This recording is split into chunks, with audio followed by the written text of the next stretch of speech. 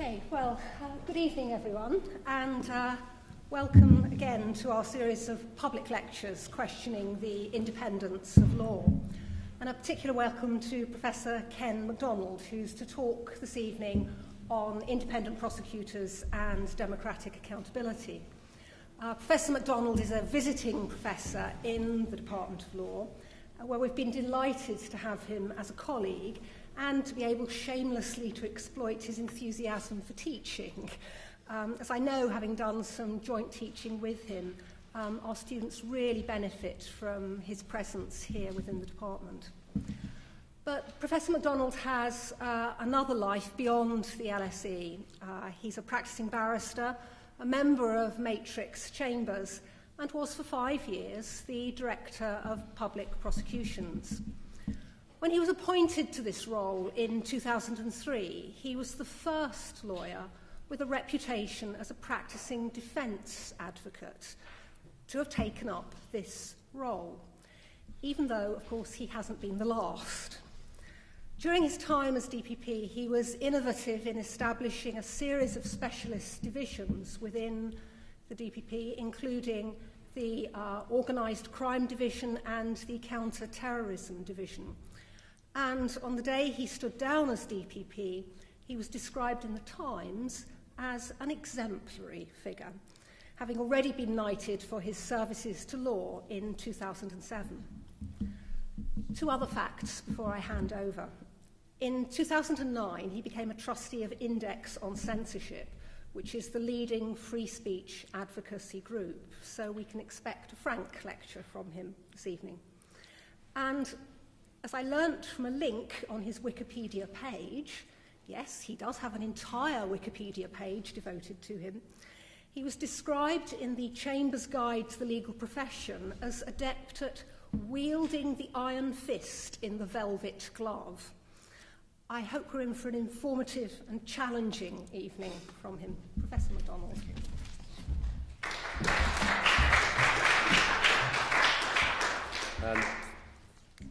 Thank you, Jill. As Jill said, I've been doing some teaching here at the LSE for the last year and have very much enjoyed it. I've got my final seminar next week when we're going to be looking at some aspects of sentencing policy in England and Wales. But today I want to talk to you, this evening I want to talk to you about prosecutorial independence and how that links with the accountability of prosecutors, how those two concepts go hand in hand. If they do, what is it that prosecutors need to be independent from, and how far should their independence extend?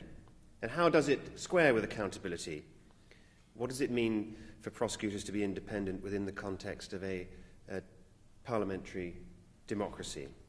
Now, I think these questions are particularly acute in England and Wales, which is my jurisdiction as DPP, and this is for two reasons in recent times. First of all, in recent years, we've had a number of very controversial criminal cases in which it's been widely alleged that political pressure has been brought to bear on prosecutorial decision-making, and there's been a good deal of public concern about that. Secondly, and I think this is very important, over the past few years, we've pursued a deliberate policy in England and Wales of giving our prosecutors a broader and a deeper role in criminal justice. Put very bluntly, we've deliberately been making our prosecutors much more powerful in all sorts of ways. I want to start by examining how that process took place and why it took place and what its implications are. I was a part of this, and I myself was arguing very strongly that prosecutors had to be given additional powers, had to become more powerful. And they have done. They have become more powerful in quite significant ways.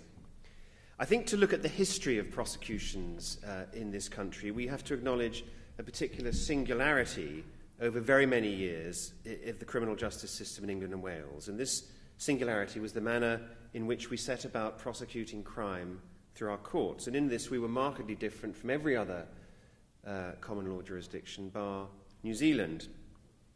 And this singularity was that until just 24 years ago, we conducted the process of prosecuting crime without the intervention of a public prosecutor. We had no public prosecution service until 19 1986.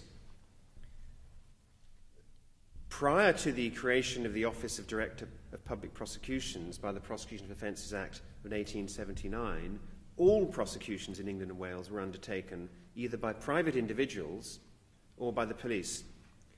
The new DPP, set up in 1879, was a species of public prosecutor, but his powers were limited to certain exceptionally serious or sensitive cases. For another 100 years, the vast majority of criminal prosecutions continued to be brought by the police. In our jurisdiction, there was no disinterested public authority empowered to conduct routine criminal prosecutions.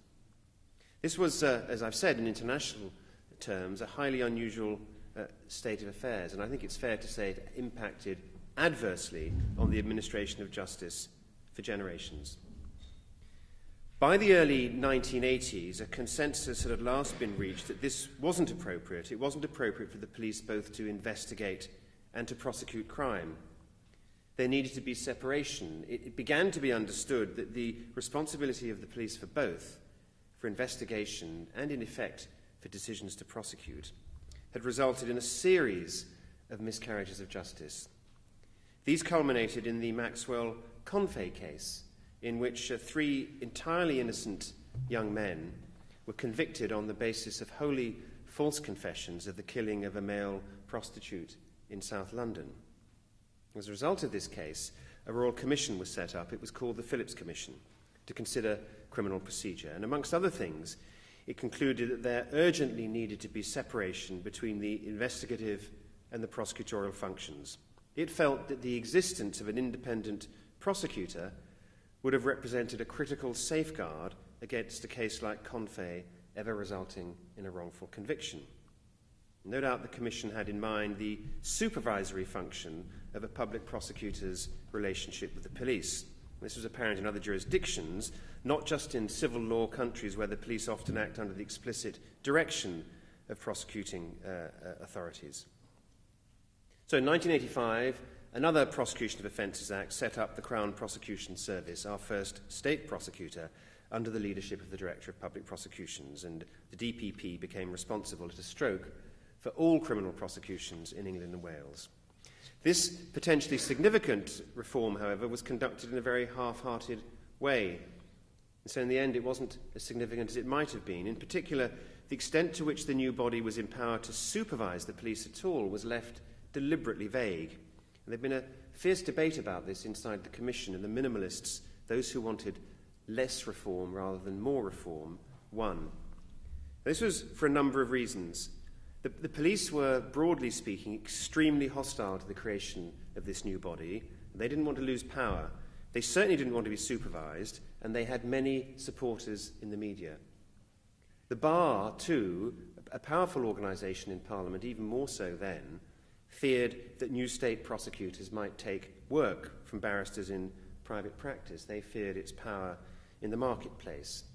And, of course, this was all happening under Margaret Thatcher's government, where the creation of large new state bureaucracies was not exactly in vogue. So for this and for other reasons, the CPS's original professional remit was set about as narrowly as it could be without making its new existence entirely pointless. Essentially, the role of the new state prosecutors was simply to receive files of evidence from cases investigated and still charged at the discretion of the police, and to examine them in accordance with certain prosecution tests. If those tests appeared to be passed, more often than not, the case would be transferred to a barrister in independent practice to prosecute through the courts.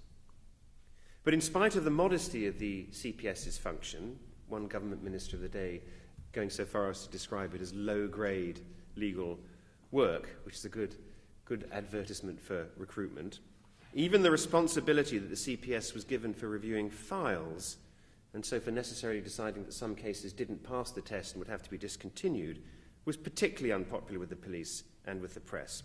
CPS became known through its decisions to abandon certain cases as the Criminal Protection Service rather than the Crown Prosecution Service. And this was an attitude, of course, as you will understand, which itself completely failed to understand the distinction between evidence sufficient to justify an arrest and evidence sufficient to justify a prosecution. or the risk to justice and the dreadful waste associated with confusing the two. It also failed to acknowledge the critical discretion that prosecutors in our jurisdiction have always possessed to determine whether the prosecution of cases, even where the evidence is sufficient, is in the public interest to pursue. All this meant that this prosecution service had to be reformed, and it had to be reformed urgently. It had to assume new roles. It had to take over responsibility from investigators for all of those decisions which were properly decisions to be taken by lawyers rather than by policemen. And it had to move into new areas of practice, for example, advocacy, so that a career with it could tempt the best law graduates interested in crime to come and work and to experience a satisfying career there. So there were three important stages in the reinvention of the CPS in the late 1990s and at the turn of the century. The first came in the late 1990s when the present government, as it increased funding in other public services, increased funding in the CPS too. And this had an immediate impact. The CPS was able to raise its salaries, and it began to compete more aggressively in the marketplace for talented lawyers. Around the same time, in 1998, and in the face of huge opposition from the bar in the House of Lords, CPS advocates were granted by statute rights of audience in the higher courts, and in time this became a development of enormous significance. Finally, around this time, the CPS's central role was revisited by statute, and this was due in large part to Sir Robin Ould, then a distinguished judge in the Court of Appeal, and to the then Attorney General, Lord Goldsmith. In 2000, Lord Justice Ould had been commissioned by the government to conduct a review of the criminal courts in England and Wales. The government was dissatisfied with what it saw as the inefficiency of the criminal court system. It believed, rightly in my view, that vested professional interests were blocking reform, just as they were in the other great public services. Bluntly, not enough cases were being brought to justice. There was unacceptable attrition, that's to say cases collapsing before they got to trial, and proceedings took far too long. Sir Robin Ould's proposals were radical, and some of them, to the regret of many, were not implemented, but others, designed to encourage joint working between criminal justice sectors, were taken up. The Criminal Procedure Rule Committee, the National Criminal Justice Board, and the local criminal justice boards are just some of the testaments to the wisdom of this astute and cerebral jurist. But there was more, because deep in his review in Chapter 10 lay these words: a strong and independent prosecutor, the Crown Prosecution Service has still to fill its proper role, which in my view should be closer to the more highly regarded Procurator Fiscal in Scotland. The prosecutor should take control of cases at the start, or where appropriate pre-charge stage, fix on the right charges from the start and keep to them, assume a more direct role than at present on disclosure, and develop a more proactive role in shaping the case for trial, communicating appropriately and promptly with all concerned. For all this, the service needs greater legal powers, in particular the power to determine the initial charge and considerably more resources, in particular trained staff, and more trained staff than it has had in the first disappointing 15 years of its life. Now, this was very unexpected, certainly by the CPS. It was also revolutionary because his simple proposal that prosecutors should take over from the police the right to decide whether someone should be charged with a criminal offence was going to completely recast the relationship between the police and prosecutors. It was going to completely revisit the settlement reached back in 1986. It was going to overturn the victory of the minimalists and essentially bring into existence by statute precisely that form of prosecutorial body that the reformists had been arguing for. Peter Goldsmith lost no time in persuading the Home Secretary, then a forceful and powerful individual with responsibility for and a close relationship with the police, that this recommendation should be accepted, and it was. Decisions about which cases to prosecute need to be sound. This is an inescapable responsibility for the state. It must have in place sound processes guaranteeing fair investigations and sound charging decisions. People should not be charged in the absence of evidence sufficient to justify a charge. Every time somebody is charged with a criminal offence, and finds himself or herself in a dock, he or she is at risk of conviction. So the first decision, the decision to charge, has to be sound. A prosecutor's role in charging makes it more likely that investigations will comply with the rules and that occasional abuses of police power will be avoided. Some civil libertarians feared the growth of prosecutorial power and feared the developing relationship with police and prosecutors on the basis that somehow this would be unfair to defendants. The opposite is the truth. The involvement of prosecutors in this sort of work makes it less likely the state will bring cases which shouldn't be brought and which aren't justified by the evidence, and consequently efficiency and fairness is increased. Prosecutors, properly understood in my view, represent a bulwark against the miscarriages of justice rather than a threat to justice.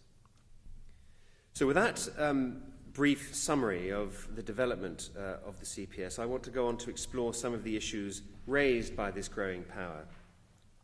It seems reasonable to suggest, as a starting point, that the public would regard it as critical to this growth in power that prosecutors are seen to be independent, particularly of the police and of politicians. It seems unlikely, from what one can discern, that people in this country want politicised justice any more than they want prosecutors who simply act as tame advisors to police officers. And I expect we can all agree that we instinctively feel that decisions taken from a position of independence are more likely to deliver justice, and that decisions that, for whatever reason, lack that characteristic risk miscarriages of justice. And yet there may be, in truth, a tension here between growing strength and developing independence. After all, it could easily be argued that the more powerful an organisation becomes, the more critical that the exercise of its powers should be supervised, even controlled. We're instinctively nervous, and rightly so, at the notion of unaccountable power. It seems clear that power that fails to account for itself will struggle to win public confidence, and that must be true of prosecutors, as it's true, for example, of police officers. In carrying out their functions, prosecutors must have the confidence of the public. This is a big part of what brings them authority, perhaps even legitimacy. As the police have long recognised, if the community has confidence that they represent and respond to community concerns, there's a greater willingness on the part of the public to play its part in the process, to assist the police. As an obvious example, in countries where the police are an instrument of state oppression or are perceived as a purely coercive force, they're less likely to be able to rely on the practical support of members of the public to assist them in carrying out their essential functions, including upholding the rule of law. The same principle, I think, applies to public prosecutors. Victims and witnesses are less likely to put themselves to the trouble of reporting crime, making statements and attending court if they're not confident that the prosecutor has taken into account their interests in the case. The problem is that the degree to which those interests, the interests of victims and witnesses, can be taken into account is an interesting and not very easy to answer question. Because prosecutors also have to remain impartial, and this is an essential attribute of independence. Prosecutors do not represent the victims of crime in the way that defence lawyers represent their clients. Prosecutors have a much broader role than that. It is, for example, not really right to say that prosecutors even represent the public. We might more accurately characterise their role as representing the public interest, and this is not necessarily the same thing. For example, our society is hugely diverse, and that's one of its greatest strengths. But this also means that there are communities within communities which may have very different needs, desires, opinions, and even morals. While there's usually a shared interest across communities in being protected from violence or theft, there are also circumstances where the position of one group may conflict directly with that of another. For example, and we confronted this many, many times while I was DPP, an expression of free speech by one person may be considered threatening or offensive by somebody else. And I was often asked to prosecute people who had made offensive remarks on the radio or in newspapers in those sorts of circumstances. So there are obviously tensions between engaging with the community to win its confidence and maintaining an impartial and independent role. But what is accountability in that context? And to whom is the accountability owed by prosecutors? Well, obviously to the courts, but this is uncontroversial. Prosecutors obviously have duties to the courts, and they're bound by their rulings like anybody else. So we need to refine the question to make it a bit more interesting. What is the democratic accountability of prosecutors? Should they have any? What we're really asking about here, it seems to me, is what is the proper relationship between public prosecutors and the government? And that's really at the heart of what we're discussing tonight. Around the common law world, we see many very different models. In the United States, of course, district attorneys are usually elected. Doubtless they see themselves as accountable in this way to the people through the ballot box. I was once visiting when I was DPP, the district attorney in Brooklyn in New York. I mentioned to one of his senior prosecutors that his staff treated him with great respect, perhaps more respect than my staff treated me. She looked at me rather surprised, and she said, sure, 3 million people voted in that election. And so there's a form of accountability. In Washington, the United States Attorney General, a figure of great power, is not elected, but he or she is appointed directly by the President, who is. More often than not, he or she is appointed from amongst the ranks of partisan political figures. He or she is a political ally of the President and becomes a prominent member of the President's cabinet. He has something of our Home Secretary about him, as well as discharging a law officer's functions. But a committee of the elected Senate must confirm the appointment before the Attorney General is allowed to take office. And the attorney must submit to formal examination by elected lawmakers before he's permitted to enter that grand office in the Justice Department. And actually, this is a significant difference between our systems, because that senatorial confirmation implies some bipartisan congressional approval for his appointment. It certainly means that the Attorney General is not entirely the creation of the executive branch, unlike ours, and that's an important distinction. In any event, Americans have no difficulty in accepting the right of the US Attorney General, even as a senior political government official, to make casework decisions in individual cases. He is, in essence, the chief US prosecutor, and this is an essential part of his role. Prosecutions can be commenced or abandoned on his say-so.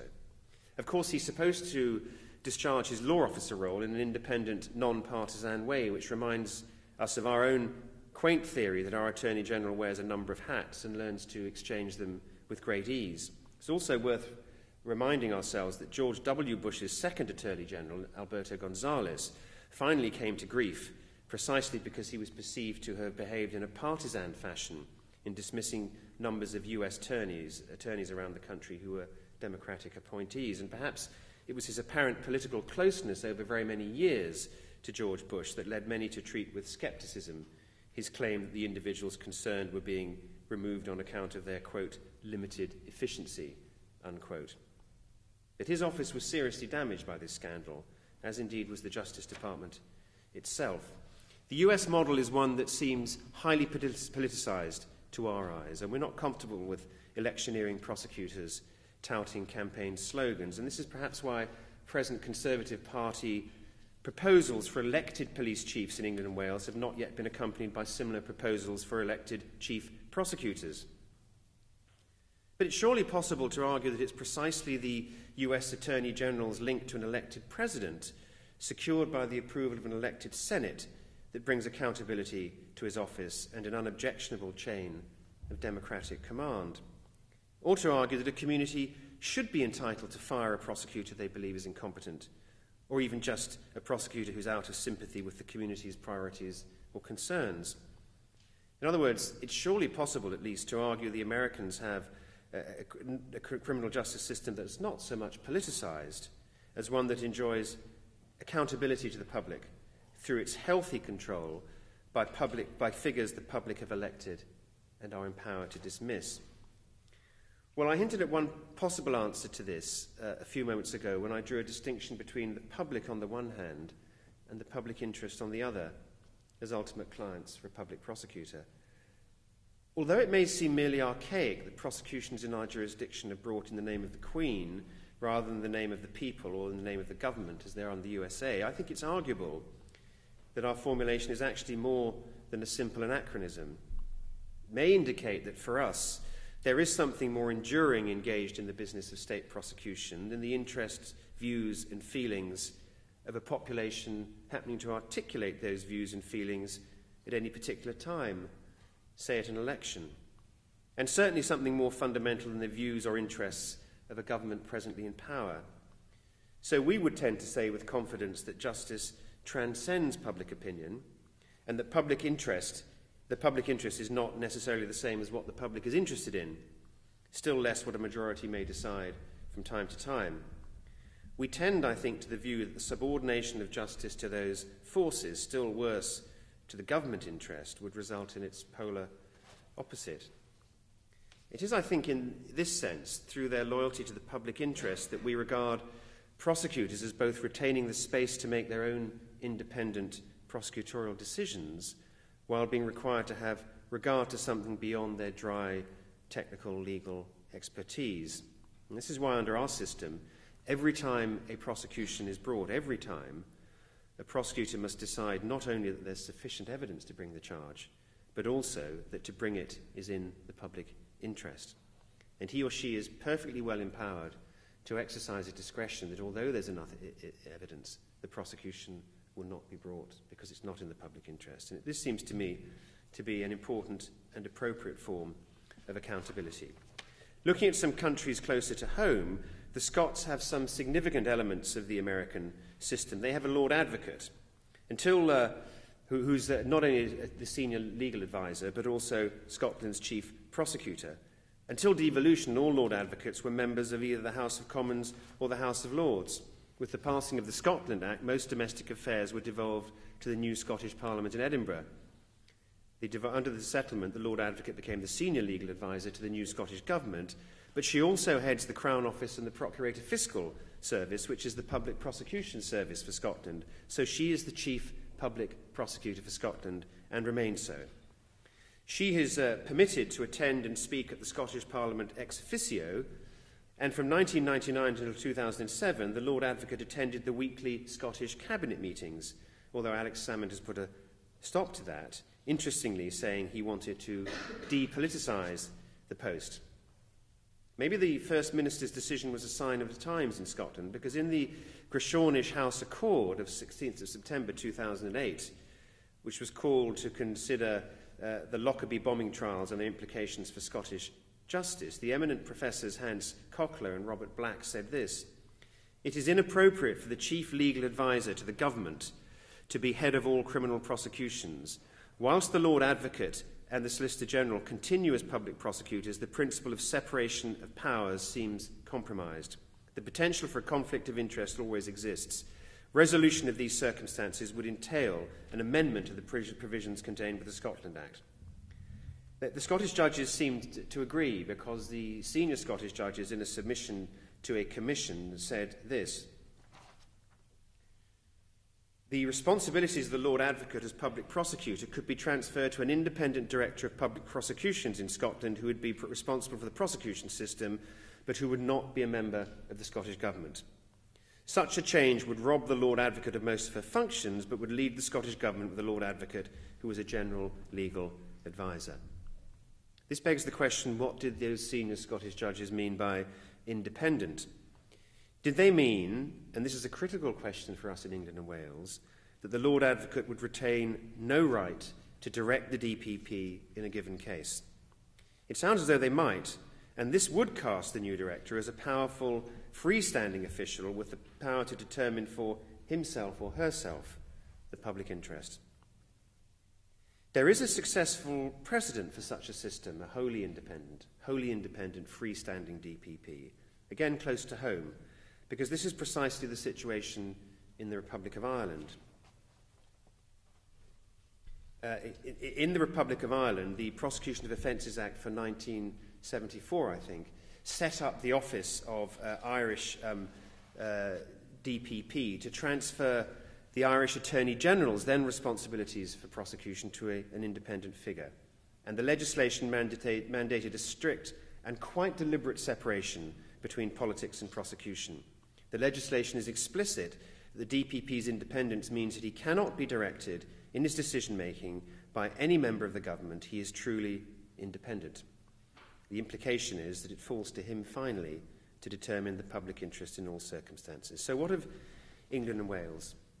Here, the question of the separation of politics from prosecution, the relationship between the Attorney General and the DPP, has generated significant controversy in recent years. And this has been focused on the Attorney General's involvement in criminal casework decisions. In England and Wales, the Attorney General, Baroness Scotland, is the Chief Law Officer to the Crown and the government's senior legal adviser. She is also a Labour member of the House of Lords and a senior member of the government. But she is not the head of the prosecuting authority in the way that the Lord Advocate is in Scotland and the US Attorney General is in Washington.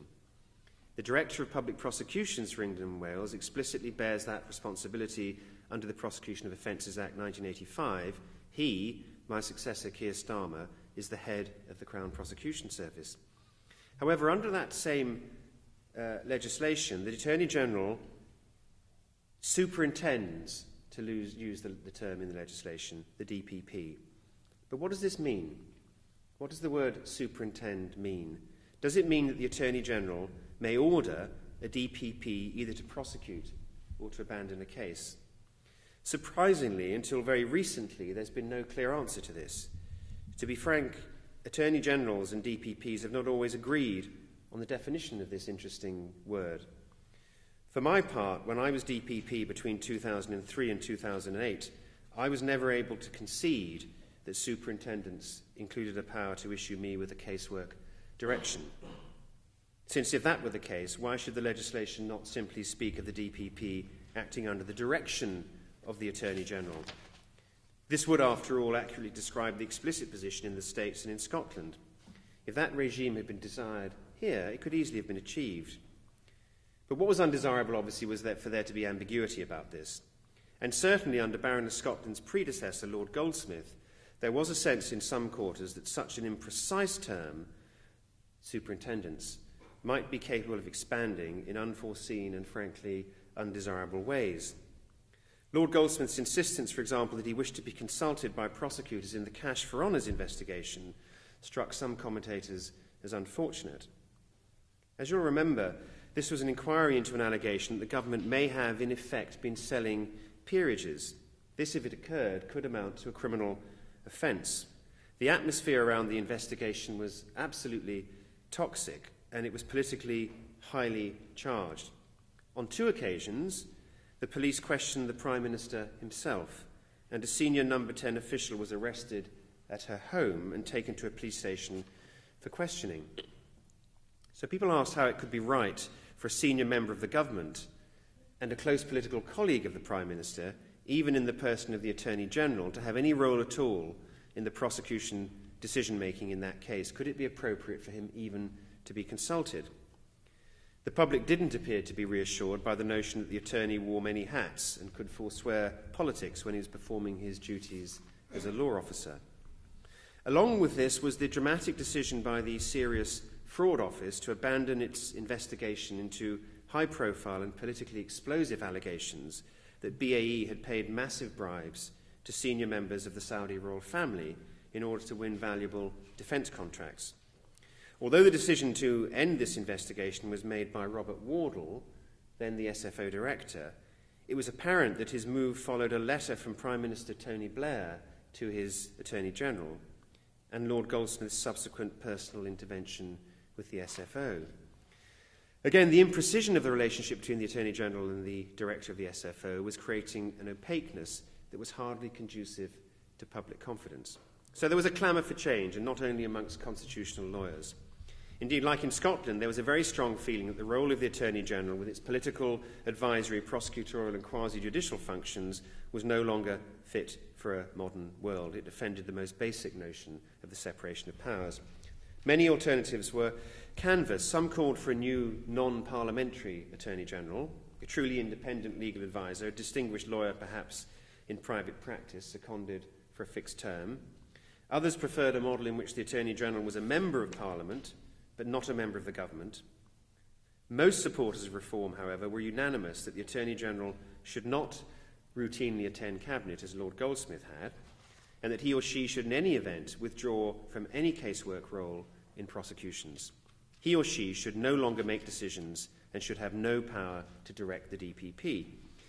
In his first statement to the House of Commons as Prime Minister, Gordon Brown, who had replaced Peter Goldsmith with Patricia Scotland, seemed to give support to this desire for reform. He listed high amongst his priorities for constitutional change, removing the Attorney-General from prosecution casework decision-making altogether. Tellingly, he characterised this as taking politics out of prosecutions. So we seem to be heading for the Irish model of independence and the model advanced by Professors Cochler and Black in Scotland. There followed a good deal of debate. Patricia Scotland emerged as a doughty defender of minimal change. Her analysis was that the government would be likely to be more trusting of advice coming from an in-house lawyer. She felt that a law officer who was a member of the government would have more credibility, more pull with ministers. She also felt that the Attorney-General's presence within the highest government circles was effective in encouraging respect amongst those in power for the rule of law. All that was probably true, although these were arguments going to her government advisory role rather than to any role in criminal casework. But she also felt strongly that the Attorney-General, as Chief Law Officer, should maintain a central role in safeguarding the public interest considerations in the criminal justice system. As we've seen, public interest is certainly a central component in the prosecution process, where it's an important driver in the exercise of prosecutorial discretion. In her view, this alone explained and justifying maintaining at least some role for government law officers in criminal casework. Now, these were powerful arguments, very skillfully deployed, but there was another argument that resonated particularly strongly with some parliamentarians. And this was that the Attorney-General, as a member of Parliament, and more specifically as a member of the government, and therefore directly answerable to Parliament, had an essential role in bringing some parliamentary, that's to say, democratic accountability to the business of prosecuting crime.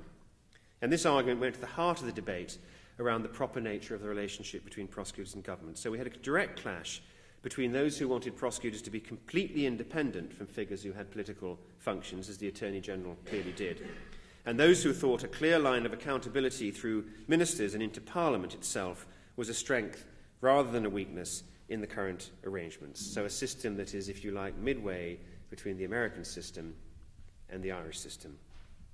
In the end, the advocates for the least change won, and Gordon Brown's ambitious reform plans evaporated.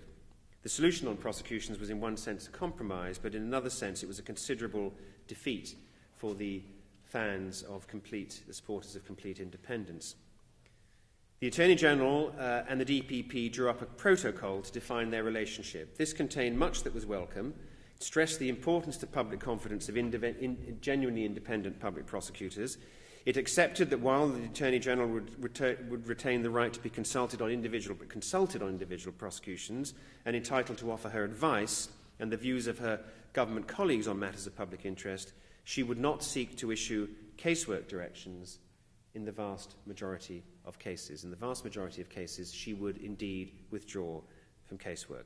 But there was an exception. She would retain a significant role in prosecutions affecting national security. As you might expect, there was no definition of this much used and, I'm afraid, abused term. The risk, of course, is its notorious elasticity. What is a national security case? In theory, it could include anything from a case relating to terrorism to a case implicating an internationally significant figure in far more trivial crime.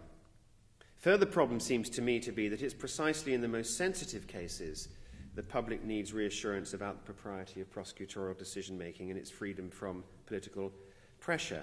And it's difficult to see how this could ever be provided if a key decision-maker in the process was a government minister. If, for example, the decision to abandon the BAE Saudi investigation had followed a direction from Lord Goldsmith subsequent to his letter from the Prime Minister, the position would probably have been politically unsustainable. In all probability, there was a major scandal anyway. The scandal would have been deeper and broader. And the anxiety with which the then Attorney-General repeatedly emphasised that the decision was not his, but the independent decision of an independent prosecutor, rather makes this point. I had a similar experience when I was DPP and decided to drop the case against the GCHQ employee who'd been accused of leaking classified documents to the press. In his statement to Parliament about this case, the Attorney-General spent most of his time stressing that this had been my decision, not his, and that I'd acted entirely free from any outside pressure, which, as it happens, was completely true. The reality is that it's difficult to see how a national security direction of this sort could ever be given without meltdown. It would necessarily follow a disagreement between the Attorney-General and the DPP on where the balance of the public interest lay, otherwise there'd be no need for it. A particular risk for the government in this situation would be the probable tendency of the public to prefer the view arrived at by an independent prosecutor to that of any government minister, even the Attorney-General's. Well, Patricia broadly recognises the perils of this minefield, saying she doesn't expect that a direction will ever, in fact, have to be given. But if this is right, it's difficult to see any utility in this controversial provision if realistically the power is never likely to be used and its existence serves only to dampen public confidence and create widespread cynicism. We might reasonably conclude that we'd be better off without it. It is, as I've said, very much in the government's interest that the most sensitive casework decisions command public confidence. It's very unlikely that a national security direction could ever help to achieve that. So what's the solution to the accountability problem and to the Irish model in our context? Can accountability only be provided by the involvement of a government minister like the Attorney-General? Well, I think not. It's worth bearing in mind that prosecutors already provide real accountability both to Parliament and to the public by routes which bypass the Attorney-General and the government entirely. For example, the DPP himself is directly accountable to Parliament by statute. He's accountable to the Public Accounts Committee for the efficient running of the prosecution service. He gives evidence before the Public Accounts Committee and is cross-examined by it. He's very frequently summoned before other select committees of Parliament to be questioned about matters of interest to MPs. So I regularly went before the Home Affairs Select Committee, the Justice Committee, the Constitutional Affairs Committee and the Joint Committee on Human Rights, and so on, to be questioned and to give evidence, to be questioned and cross-examined about criminal justice issues. In addition, and unlike other senior public figures, the DPP not only has regular meetings with government ministers, he or she also meets regularly with opposition figures and briefs them about developments in prosecution policy and practice. And of course, again, unlike other senior public officials, the DPP maintains a high public profile, giving statements and interviews to the media.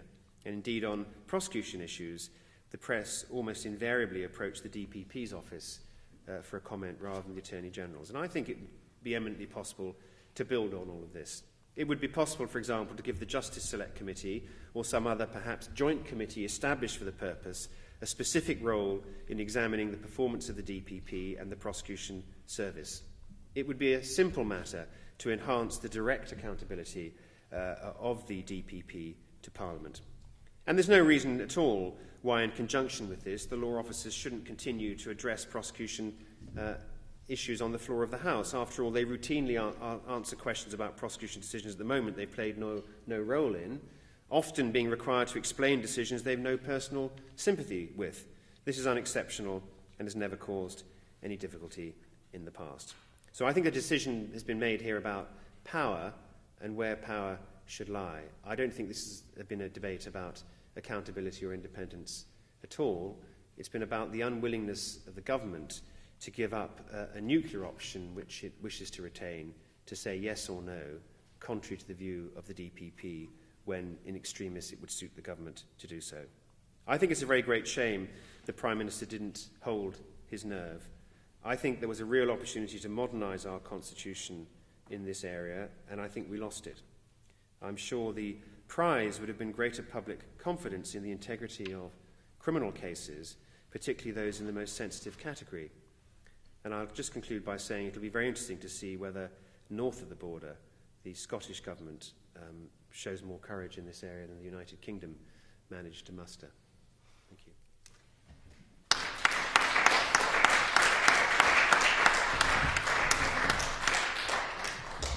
Thank you very much indeed.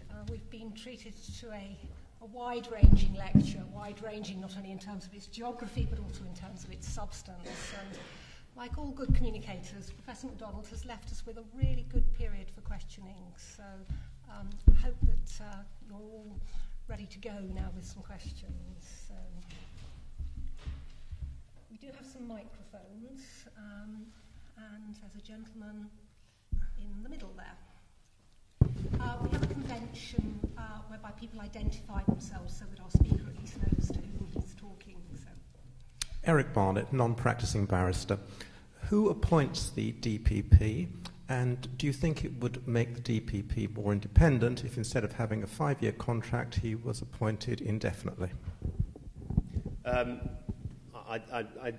answer the second bit first. I think indefinite appointments are not a good idea. I think the best way to make a DPP independent is to have a fixed-term appointment which is not renewable. I think renewability is a problem because if you're worried about whether you're going to be reappointed, I think that's something that can perhaps, in the wrong circumstances, affect your judgment. The problem with indefinite appointments is that if you're running an organisation like the CPS, you cannot have someone doing that for more than 3, 4, 5 years at the most because people get fed up with them. I mean, you can't have organisations run by people for 10, 15, 20 years. The DPP is a civil service commission appointment. That means that the job is advertised. There is a civil service commission panel which is chaired by the first civil service commissioner. The civil service commissioners are there to see that the public appointment procedure is fair and properly conducted. When I applied, the panel members were the first civil service commissioner, the permanent secretary at the Home Office, the permanent secretary at the Lord Chancellor's Department, as it was at that time, and Lord Justice Old, who was a senior Court of Appeal judge with special expertise in criminal law. The process then is that the panel makes a recommendation to the Attorney General. The Attorney General can either accept the recommendation, in which case the appointment is made. If he wants to reject the recommendation, then the entire competition has to be run again. He can't simply say, I don't want the person you've recommended, I want someone else who applied.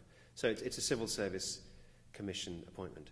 I think one reform which might be useful is that I think this is a post which could be included in the new arrangements for some other public appointments, which is to say that the preferred candidate of the Attorney General is required to give evidence before a parliamentary committee before the Attorney General confirms his appointment. I think that's something that should take place with this appointment as well.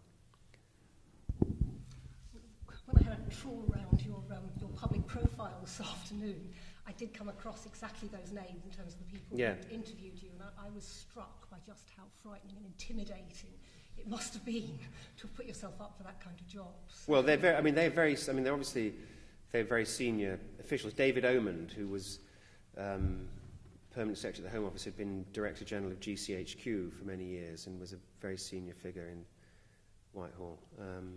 It's a high-level panel. Yeah, it is. Yeah. Yes, at the back. My name is Chris Coverdale from Make Wars History. I have 3 questions, but the first one is about the wars with Iraq and Afghanistan.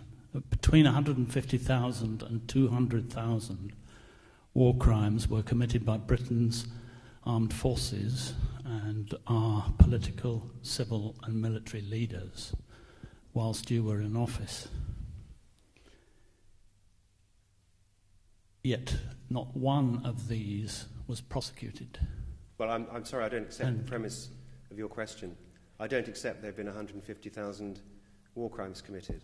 Well, we have, in Make Wars History, we passed to you evidence of crimes of genocide, crimes against humanity, war crimes, murder, conspiracy to murder. Well, I don't want. I'm sorry. I don't want crimes against peace. I don't want to enter into a debate with you about this because there are a lot of people who want to answer questions. I don't accept. I have never seen any evidence that would persuade me that there have been 150,000 war crimes committed in Iraq and Afghanistan. I don't agree with you. Fair enough. And why haven't you responded to any then, even if there was half a dozen so you're asking me personally? No, I'm really trying to find out why you, as DPP, failed to prosecute any of the most serious crimes and atrocities that have ever been committed in this country in relation to the wars with Iraq and Afghanistan. I don't accept the premise of your question. And the fact that, well, point is that we have killed 1 million people, including 300,000 children, over the past 8 years, none of whom had done anything to harm anybody in this country. But that, I'm sorry, that's and not... all of whom... I'm sorry, I don't accept the premise of your question. This is under the law of England and Wales. It is an offence of genocide. I don't agree with you. Yeah, I'm sorry, I'm going to stop this now. There is a fine line between prosecution and persecution. No, I don't. I'm sorry. I don't want. Has been asked, yes, but to be absolutely clear, I do not accept the premise of the question, which could only follow if there was clarity about the legality of the illegality of the war, which, from our point of view, having looked at it, there was not. And therefore, the premise of the question, which is that there have been hundreds of thousands of war crimes, is not one which the lawyers in the counter-terrorism division who looked at it were able to agree with, and therefore a decision was made that those prosecutions would not be mounted. That's the answer to your question. I'm not talking about legality of war. I'm talking about genocide. Well, I completely disagree with your analysis. I completely disagree with your analysis that what has occurred there is a crime of genocide. It doesn't bear scrutiny in terms of what the law of genocide is, but I think we've probably taken that far enough. Thank you. Peter at the back. Peter Bradley, I'm a law lecturer here at university. It's okay. Can you hear me? Yeah, sure. Yeah. I was interested, you referred back to the Queen being the prosecutor. Yeah. Because that goes to what a lot of us think about the prosecutorial power, that it has a little bit of the sovereign's power in it, that discretion, which is about the public interest in the last analysis, is something that belongs to the sovereign. It has a deeply political character in that respect. You mentioned that the DPP has to be, and the prosecutor generally has to be accountable to the courts, or is accountable to the courts. But as I understand the position, the decision to prosecute isn't reviewable by the courts as a judicial review, because the process will occur in the criminal courts anyway. Yeah. The decision not to prosecute is theoretically reviewable, but I'm a little bit out of touch on this, but I don't think anyone's ever actually had a remedy on that. And that, again, is partly because it must be very difficult to review the decision in whether a prosecution is in the public interest or not. That's a rather difficult decision to review in its nature, which just brings me back to my first doubt then about your position.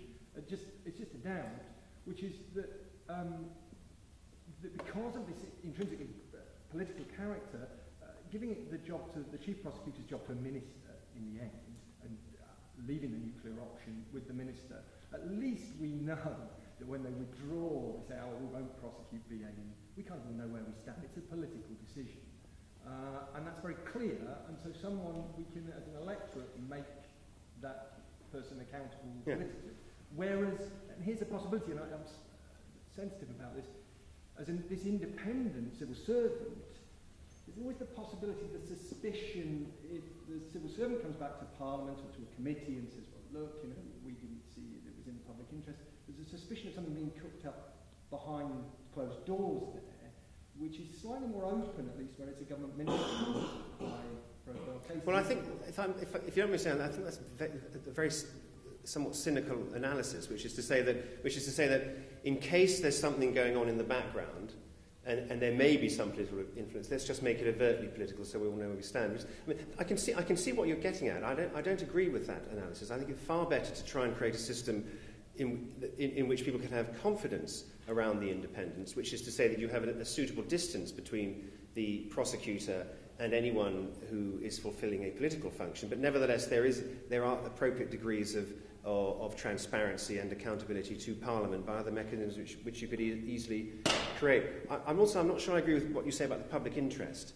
I don't think the public interest has got anything to do with the sovereign. The public interest is really the prosecutor acting as a sort of aspect of the public conscience, if you like. The prosecutor has to make all sorts of judgments about what the case represents, what it represents for the victim, what it represents for the defendant, what it represents for society, and then make all sorts of other judgments about particular policies that are enforced at a particular time, and then exercise that discretion. I don't think there's anything to do with the sovereign at all. It's an aspect of the decision making which belongs solely to the prosecutor, surveyed by people further up the food chain than he is or she is in the prosecutor's office. So I don't think there's anything sovereign-like about that. Reviewability, I mean, you're right that it's almost impossible, following the case of Kebeline, to judicially review a decision to prosecute, and that's because the courts have held that the place for that to be examined and determined is in the trial. And there's every opportunity for the other side, the side who feel they shouldn't be prosecuted, to make those arguments in front of the judge, and those arguments can either be there's an insufficiency of evidence, or the prosecution is contrary to the public interest. Decisions not to prosecute are frequently judicially reviewed, and sometimes the prosecution are ordered to go back and to make a reassessment. It would be very rare for the administrative court to say, right, you will now prosecute this case. What the administrative court would say is, your decision-making is flawed, you didn't take this into account or that into account, now you go back and reassess the position. And there have been examples of prosecutions being brought as a result of JR proceedings. But I don't share your conclusion that because there might be something shady going on, it's better just to make it explicit, admit that it's political, and have that all out in the open, because then you're stuck with the fact that these are political judgments. You're acknowledging that, and you're saying that's fine. I don't think they should be political judgments. But that's a debate. That's the two sides of the debate. Jack, just one follow-up. So in all those various considerations that would then go in the prosecutor's mind into the public interest, those do sound like what theoreticians would call very polycentric considerations.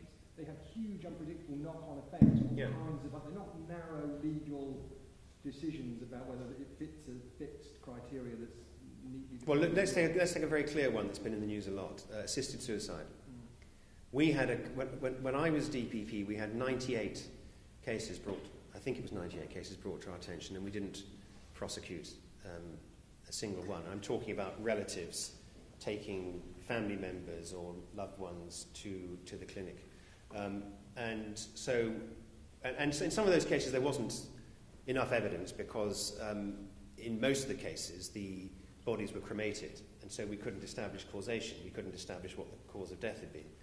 But in some cases the bodies were brought back to the United Kingdom. Daniel James, the young man who was injured in a rugby accident, his body was brought back to the United Kingdom. There was a post-mortem, and he died of massive barbiturate poisoning. Now, there is no doubt at all there was sufficiency of evidence to prosecute that case, but a determination was made that it was contrary to the public interest. Now, you can write down a list of factors, as Keir Starmer has, for or against, but actually that's only part of the story. That's just the skeleton. What's really happening is that there's a sort of categorization of factors, and then a kind of gut instinct, and all those other things going on.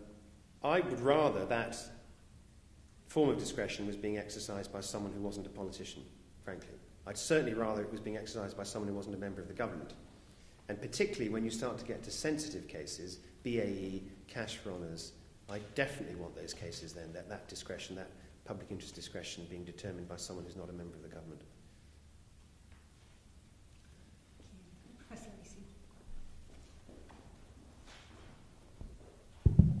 Thank you. Thank you, first of all, so much for a wonderful lecture, and one which has been crafted to address so beautifully both your own title and the series title, and for speaking so frankly, which frankly is relatively rare in this sort of situation, and that was exactly what I rather hoped that this series would achieve. So many thanks. I'm very fascinated in something that Jill mentioned in the introduction, which is how, if at all, you feel your experience as a defence lawyer affected your experience of and take on this job. And one of the reasons I'm interested in that is that, of course, as a law teacher, one of the things we always teach students is, to make a really good argument on one side, you've, of course, got to know what the good arguments are on the other side, so whichever side you're arguing for, you've got to know both sides of the case. Of course, that's intellectually completely true.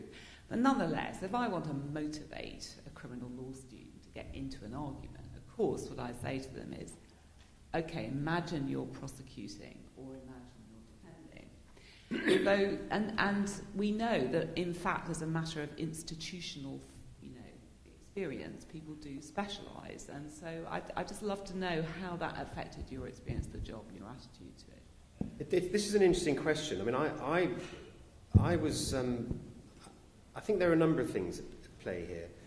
First of all, I really did believe when I took this job that prosecutors had a very important human rights role in the process. And I know Keir Starmer takes exactly the same view. And I used to tell prosecutors in the CPS that they were human rights lawyers, and that's how they used to see themselves. So I didn't have any sort of ethical problems about doing it. I thought you could use prosecutors to strengthen due process. I felt that very strongly, and I thought we could have a prosecuting authority that would, for example, stand against excessive legislation, would stand against 42 days and so on, would argue for due process. As to coming as a defence lawyer, I must say my first reaction was that the prosecutors were terribly cautious. They weren't prosecuting cases that I thought were eminently prosecutable. I thought they were too soft in some categories of case. I thought they were being far too soft in terrorism cases. I mean, I'd spent a long time representing people in serious terrorist cases, and I thought they were being... They needed to be much more relentless prosecuting that category of case, and I strongly encourage them to do so, which is why we set up a specialist division. But it was also something about the culture that interested me. Shortly after I became DPP, I spoke at an event at the Law Society with Mary McAleese, who was a president of Ireland and a wonderful lawyer herself, and Geoffrey Byman and various other people. And it was a talk about the Human Rights Act and due process. And so they all spoke, and they were all great defence lawyers, and they all spoke about this due process protection and that, and how wonderful the Human Rights Act was. And then the chairman turned to me and said, now for a different view, he said, because I was a prosecutor. And I must say, I spent the first 10 minutes of my speech telling him he was a complete idiot, and he didn't understand the law or what it represents or what the criminal justice system is about.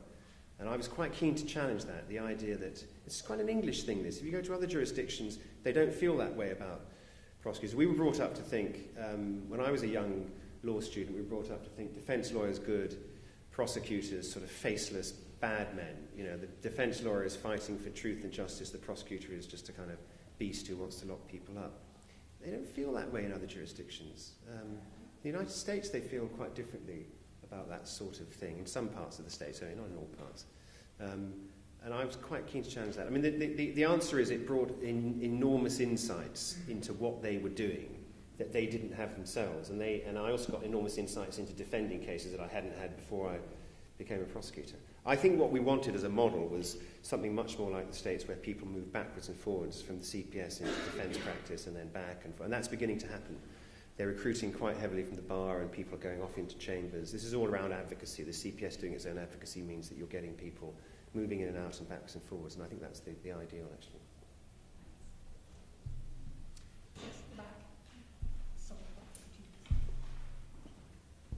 Hello, my name is Ian Anderson. I'm also from the Campaign to Make War's History. I was wondering, would it be necessary to prove that what took place in Iraq was in fact genocide in order to prove that Professor Greenwood committed conduct ancillary to genocide if he created the contrivances of continuing authority and preemptive strike in exchange for a cheque for £50,000 and 1 million people in fact died? And my second question is... Sorry, just stop it, just one. Thank you. The Queen and also the King of Norway waived their immunity from prosecution under the International Criminal Court Act 2001, which means that, in principle, they could be prosecuted for war crimes. When we sought judicial review of the Crown Prosecution Service decision not to prosecute Blair for invading Iraq, one of the reasons given by the court for refusing our application was that courts would not interfere in the exercise of the prerogative, the royal prerogative, that is, of course. However, this apparently creates a democratic deficit unless you believe that the royal prerogative can be managed. And of course, the aspect of the royal prerogative which enables us to go to war was delegated to Tony Blair. But of course, the Queen retained that aspect of the royal prerogative which enables her to get rid of a Prime Minister, which apparently she did when I was a kid because she got rid of the Prime Minister of Australia. Now, in the final analysis, if one day you're able to be persuaded that genocide did in fact take place, would the failure of the Queen to have sacked Blair enable prosecution of the Queen under the International Criminal Court Act?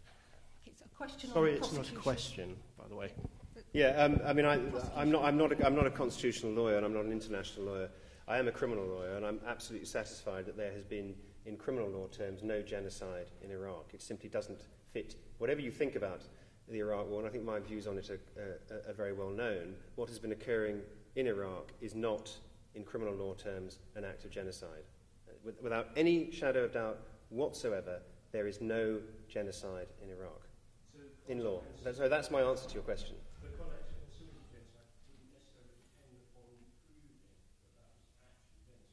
Well, you'd have to have some evidence of his mens rea, which I don't think for one single moment you could begin to establish in that case. Thank you. At the front. Hello. You might want to have the microphone. Another Naidu visiting from South Africa, where I teach public administration at the University of Cape Town. I just wanted to ask Sir Ken if the compromise decision to establish a protocol between the AG and the DPP, which seemed to retain quite a bit of discretion for the DPP, certainly around casework, although, as you say, there was the separate issue of national security. Whether that protocol clarified in any way this notion of superintending, the AG superintending the DPP, or is that sort of a moot point in I mean, in fact, the whole purpose of the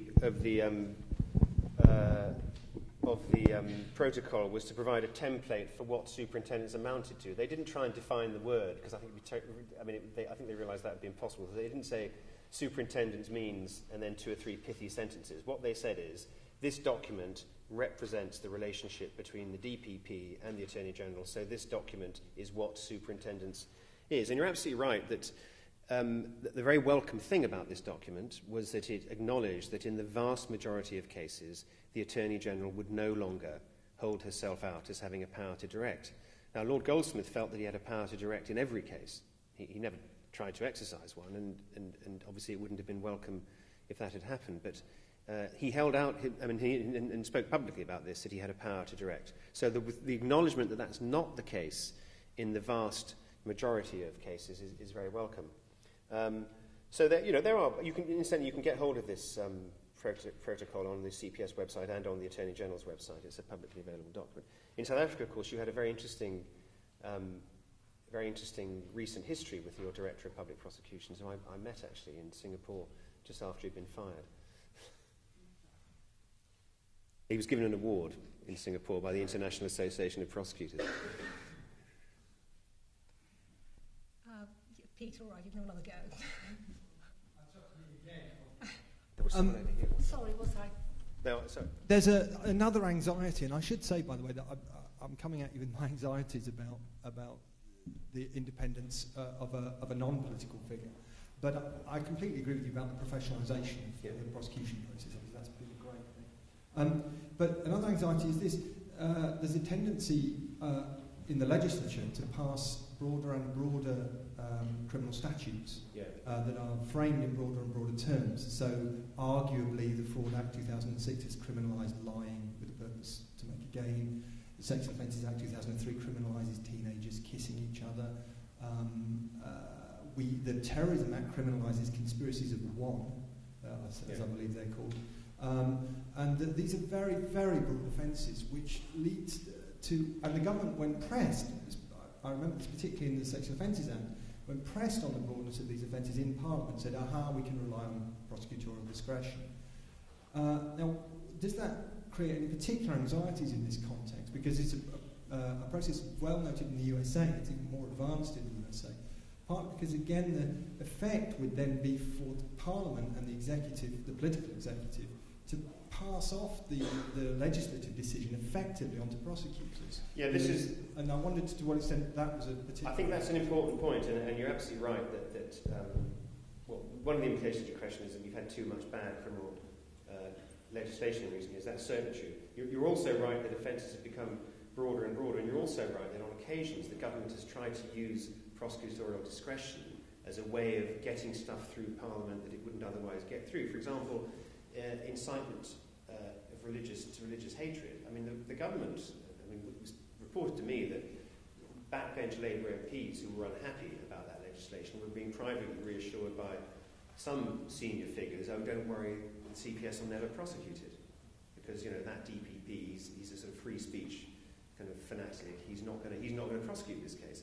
And that's obviously undesirable. We also had that around smacking, where they wanted us to publish a policy in advance which would enable the government to outlaw smacking, except in the most trivial cases, and we would issue some policy that if you smacked a child and it didn't leave an injury, we'd never prosecute it. And they wanted us to do that so they could get this through Parliament, and we obviously refused to do that and said, if you want a law, you better write the law, and then we'll apply it as we see fit. But I think you're right. I mean, it's often said, isn't it, that you can have too much discretion in a legal system, and the point about the legal system, it's supposed to be certain people need to know where they stand, and so you can't give prosecutors too broad a discretion so that people don't know whether they're going to be prosecuted or not for an offence. And if prosecutors are going to exercise discretion in this way, they have to have policies which are available so that people can see and understand what factors are taken into account, and that was the rationale of the Debbie Purdy case.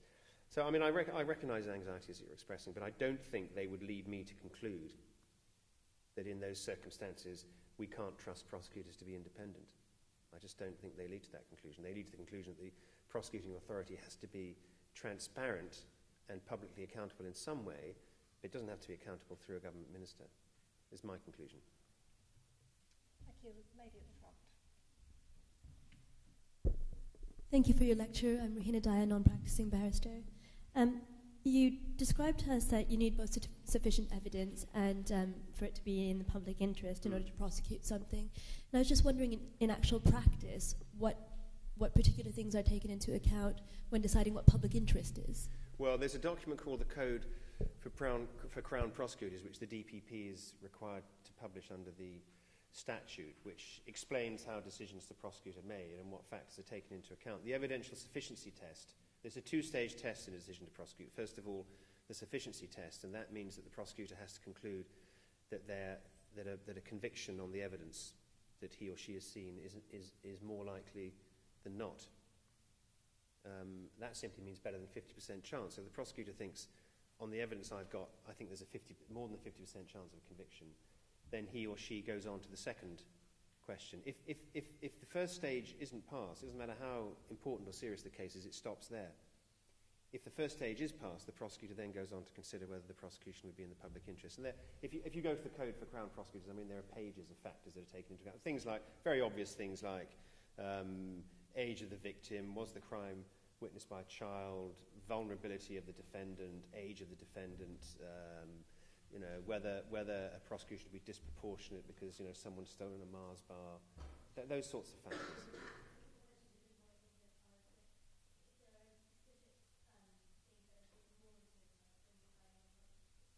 No, I don't. I mean, I think it depends on the case. I mean, if you're looking at the assisted suicide case, then what was really taken into account is the motive of the person who's involved and the amount of pressure they felt themselves to be under to assist their relative in that way. So in another case, it might be, in a shoplifting case, it might be the value of the goods that are stolen, which is the overriding public interest factor.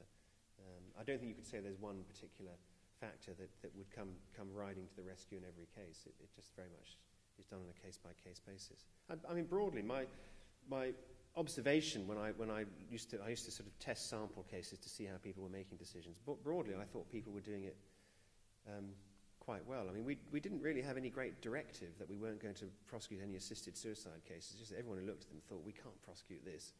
It's be absolutely inhuman to prosecute this case. And people just tended to agree about that.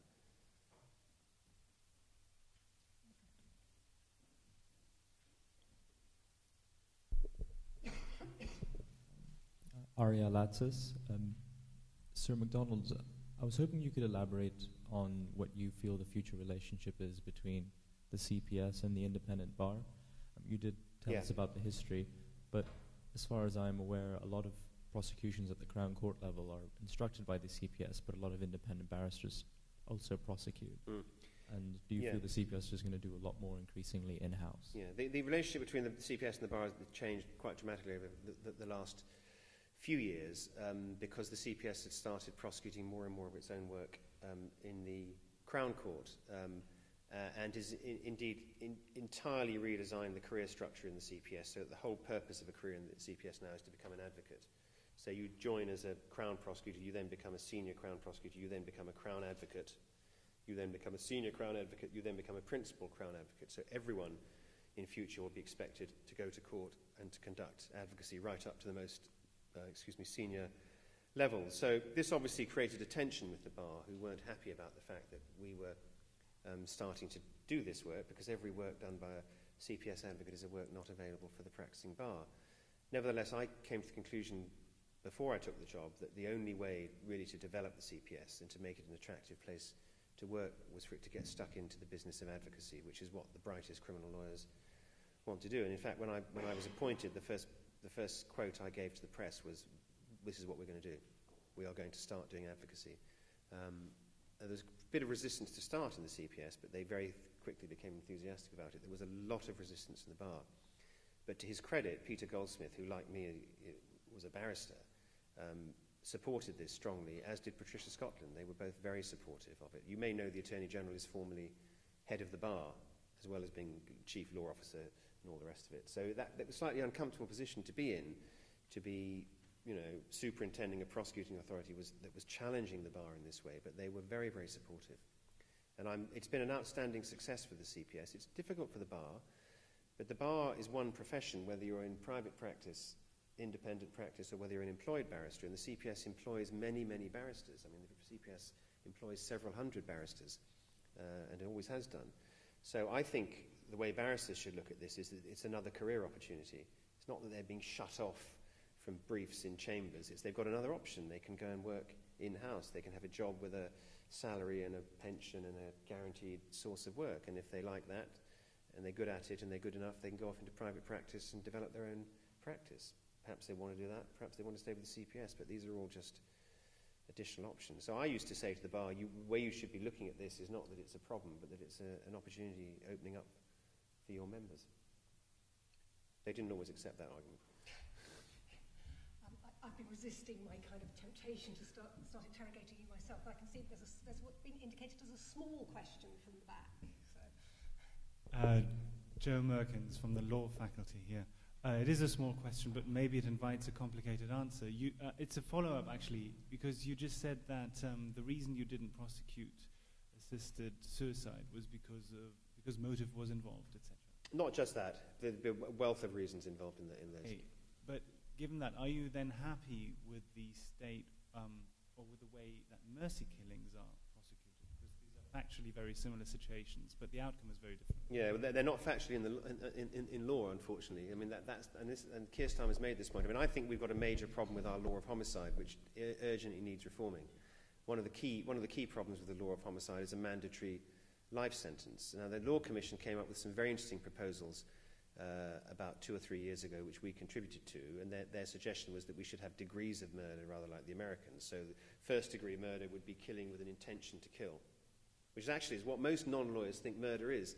If you tell people who aren't lawyers that you can be convicted of murder even if you didn't intend to kill somebody, they're usually quite surprised by that. And my own view is we should have first-degree murder, killing with an intention to kill, mandatory life sentence for that. Seems to me to be appropriate.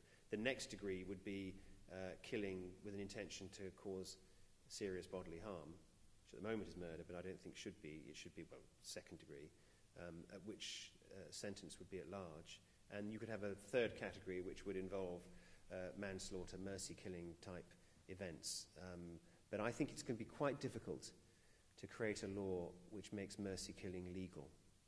I think that's quite tricky. And if you think about how you would draft it and what it would look like, I think it's quite tricky. I think it's quite tricky to draft an assisted suicide law. I mean, I believe that my own view is that where we are with assisted suicide is about right, which is that there is a strict prohibition, but there is a broad discretion applied. So, in other words, the strict prohibition discourages people who might want to do this for the wrong reasons. And we do get I'm afraid to say we do get these cases. We do get people who want to talk other people who are depressed or elderly into finishing themselves off.